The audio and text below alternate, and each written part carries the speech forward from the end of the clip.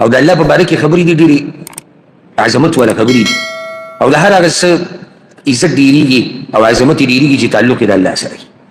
الله قرآن کې وایي په سورة فصلت کې وما ربك بظلام للعبید، رب ستا ظلم کوونکی نه دی په خپلو بندګانو.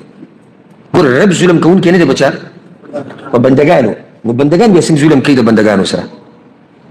په سورة یونس کې الله وایي ان الله لا یظلم الناس شیئا، الله ګوره د چا سره ذره برابر ظلم نه کوي. په سورة الکهف کې الله وایي ولا یظلم ربک احدا، رب ستا په هیڅ چا ظلم نه کوي، په کافر هم ظلم نه کوي، هغه په هیڅ چا باندې ظلم نه کوي.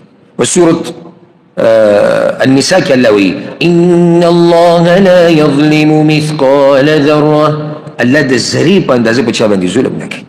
سورة قاف کې الله وایي وما انا بظلام للعبید، او نیم زه ظلم کوونکی په بندګانو باندې. نو الله رب العزت عدل کوونکی دی، ظلم نه کوي. د دې خبرې ګواهي ټول کوي او د قیامت په ورځ خو کافران هم کوي چې الله چا سره ظلم نه کوي. او دې کافرانو ته چې عذاب ملاویږي دوی به په خپله دا مني چې دا زموږ د کارونو د لاسه. په دې باندې قرآن کې ډېر دلایل دي خو بیا به رانه خبره ډېره اوږده شي.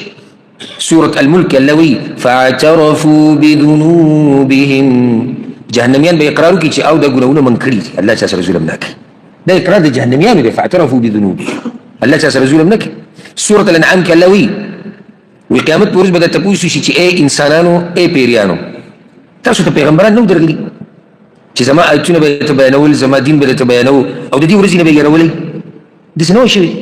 قالوا شهدنا على انفسنا، الله وی هغوی به جواب ورکړي چې او یا الله موږ په خپله به ځان ګواهي کوو چې موږ کوتاهي کړې ده، تا پیغمبر هم رالېږلی دی، تا کتاب هم رالېږلی دی، تا خبر هم بیان کړې وه، تا موږ د دې ورځې نه یېرولي وو.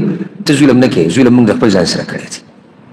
وغرتهم الحياة الدنيا، الله وی دنیا دوکه کړي وشهدوا على انفسهم انهم كانوا كافرين، په خپل ځان یې په خپله ګواهي وکړي چې او دا څه وو، دا کافرانو. دا خبره مې سدي لپاره ذکر کوله چې رب العالمین عدل او انصاف والا دی، هغه چا سره ظلم نه کوي او دا ظلم هغه په ځان باندې حرام کړی دی.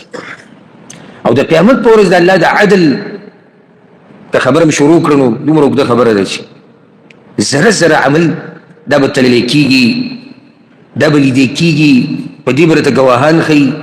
نو د الله په نزد د چا سره ظلم نه کېږي. ځکه الله قرآن کوي سورة الانبیاء کې ونضع الموازین القسط لیوم القیامة، او د قیامت په ورځ الله زه به د عدل او د انصاف تلې لګوم فلا تظلموا نفس شیئا، د هېڅ چا سره به ظلم نه کېږي. د په کومه ورځ؟ د قیامت په ورځ به د هېڅ چا سره ظلم نه کېږي.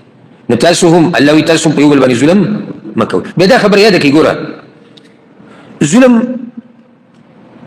په درې قسمه دی.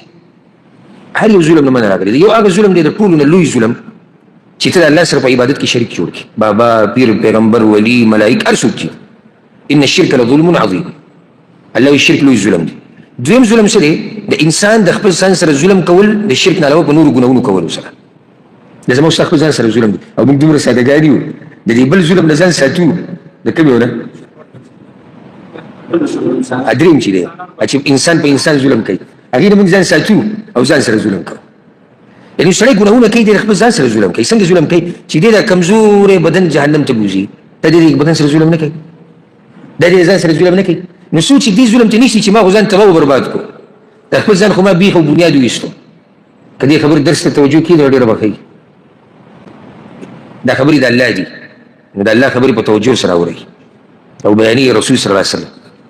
او چې دلته چا توجه ورنه کړه که نه، دا دله زه لیکل در کوم، دی په یو ځای کې توجه ونه وکړئ. خبره موږ څه کوله؟ نه، په خپل ځان ظلم کوي او دغه بل ظلم نه ځان ساتي. صحیح ده، موږ به د هغې نه ځان ساتو، خو خپل ځان ته خو هم سوچ وکړو، ته ځان سره ظلم کولی دی. او درېیم قسم ظلم دی د بندګانو په بندګانو باندې ظلم، د دې نه به کوم منه راله. الغرض په دې حدیث کې الله رب العزت د هر قسم ظلم نه منع وکړه. ښه، یا عبادي ای زما بندګانو، د دویم پیر شو حساب وایي، یو پیر هلته یا عبادي